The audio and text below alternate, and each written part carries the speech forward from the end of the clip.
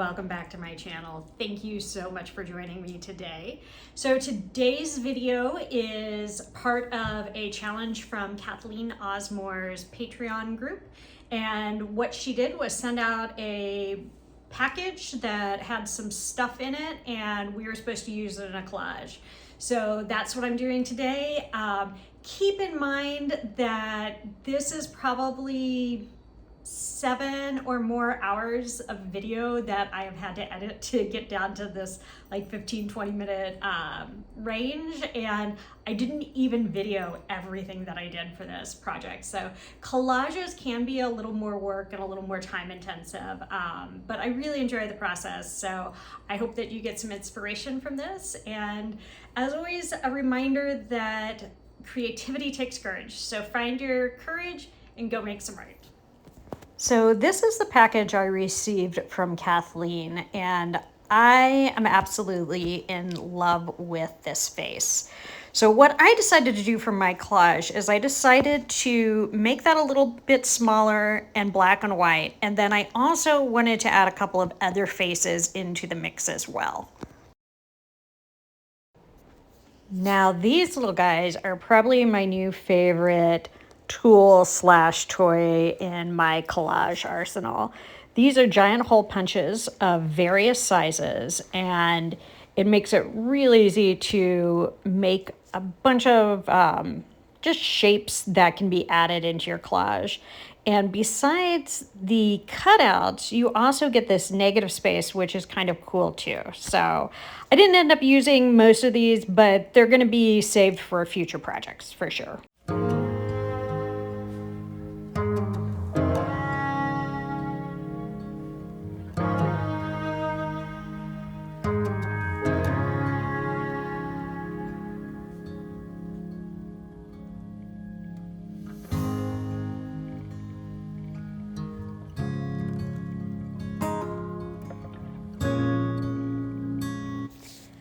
So a while ago, I had done a video about how I like to make collage papers in mass. And here I am using some of those papers that I previously made, and I'm just adding some more texture into them.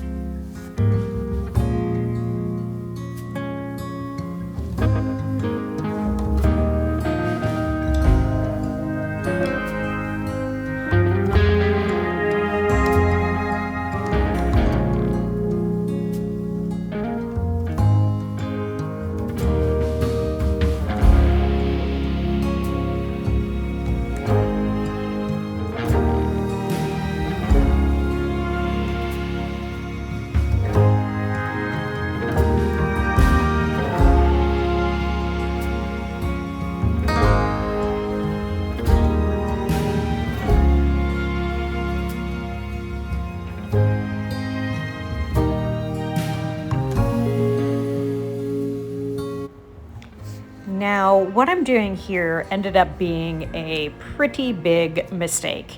So I found this really cool peel and stick wallpaper that I thought would make a really interesting background texture. And it did look cool, except I could not find an adhesive to stick to it. And the problem is I didn't realize this right away. It wasn't until later when things started popping off of the board that I realized it. So I'm gonna go ahead and just continue this on because I still think this is a valuable tool to see how I lay things out and how I think about my positioning and composition and things like that. But unfortunately, it didn't end up holding. So while I do have a finished results for you, I ended up having to toss the piece because I just couldn't make it work. This was another fun little thing I was doing. I was using this large circle cutter, and I realized that if I did an inner circle that was a little bit off center, it would create kind of a just cool shape that wasn't quite so symmetrical, and I really enjoyed that process. And then I'm just using my hole punches again to create some different shapes with those off-cut centers that I was using.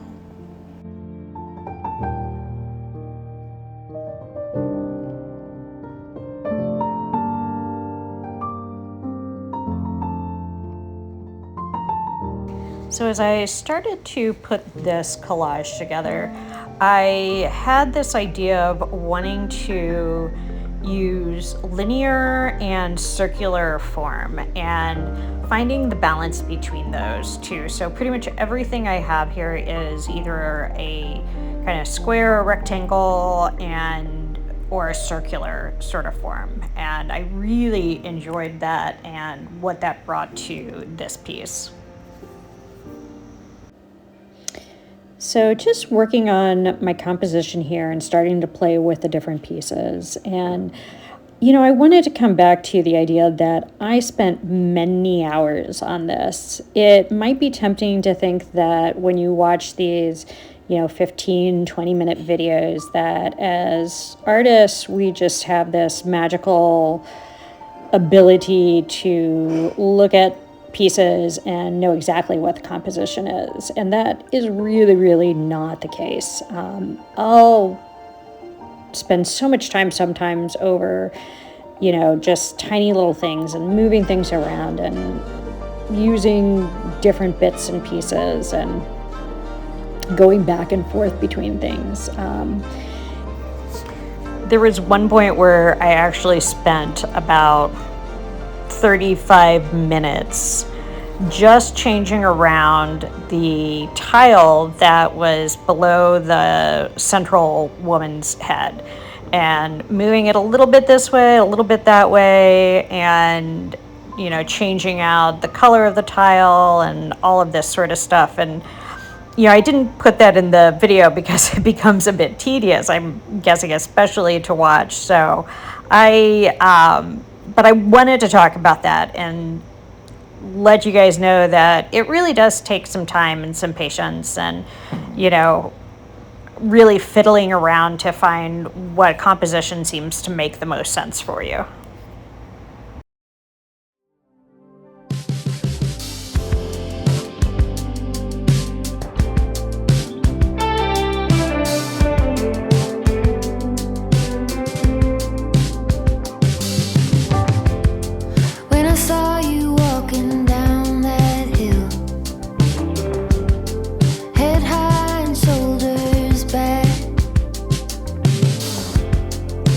Watching you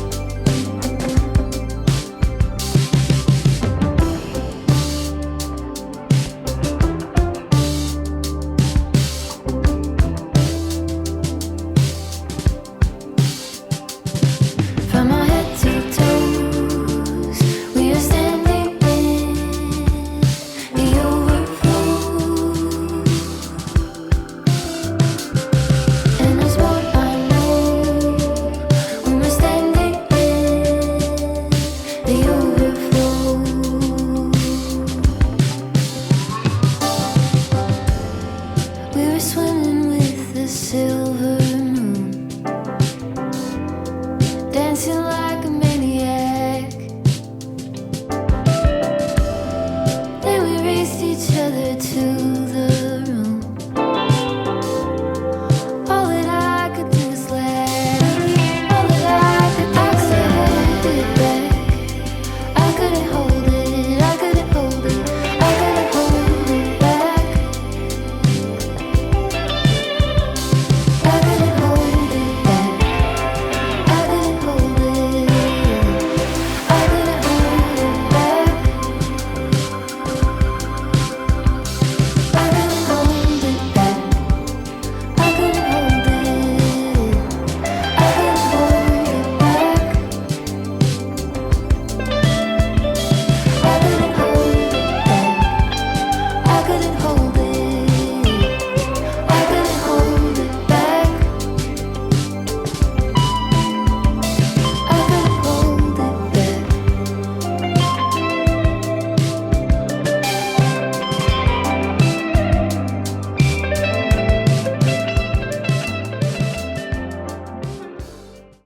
And here I'm just adding some texture, and I'm using clear gel gloss medium and the gorgeous little piggies that Kathleen sent me. And what I do when I'm working with the stencil is I just put a little bit of the plain gel gloss down first, and this helps seal the edges so that if anything does push through the stencil, it dries clear instead of just looking like you have a messy stencil. And it always ends up gorgeous like this. This was a technique I learned from Mina Villegas, and it has yet to fail me.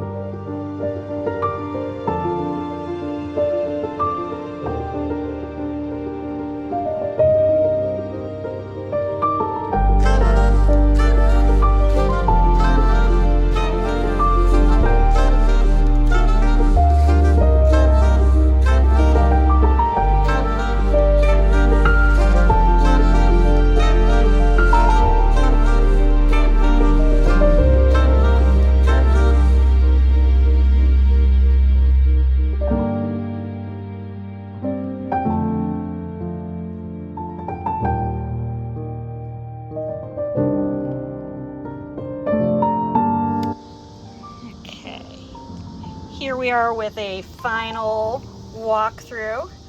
I am really happy with this. This ended up being just such a cool piece. I don't think you're going to get the full spectrum of how cool those pigments are, but they're just gorgeous. I love the depth and character and the face that Kathleen chose for this. These glass tiles ended up working out really cool. And then one more thing I wanted to get your opinion on is, should I leave it like this, or should I paint a wood panel, something like this, but larger so that it has a whole frame around the piece? Probably add in some more silver and metallics to kind of play off of these a little bit. What are your thoughts? Should I do that? Should I mount it on something larger, or should I leave it just as is? Let me know in the comments below. And as always, I hope you have a beautiful day.